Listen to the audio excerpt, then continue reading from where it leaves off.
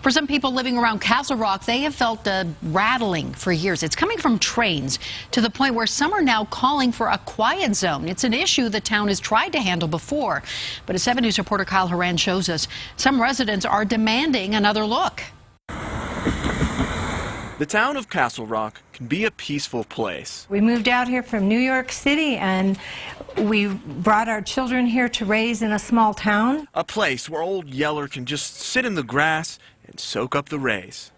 But for people living on 3rd Street. And they blew a whistle, not a 110 decibel horn. Sometimes the railroad tracks can turn a calm into sounds some describe as piercing.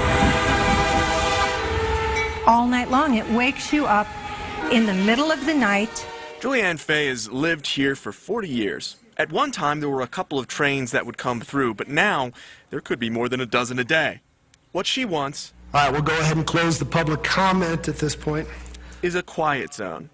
I think what we'll do and that with the quiet zone comments, and unless anyone on council would like to comment on that, is again, we'll hold on to those, and when we bring it back as an agenda item, we'll go ahead and address any of those concerns at that time. Something the town council is looking at again.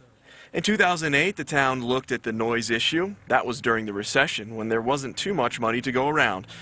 Some nearby businesses agree, and some customers say it's not that big of a deal. But for some, like Faye, who lives it, I want it to shut up. I want the train to stop making all that noise. A little noise in the council chambers is nothing compares to what she lives every day. Kyle Horan, 7 News.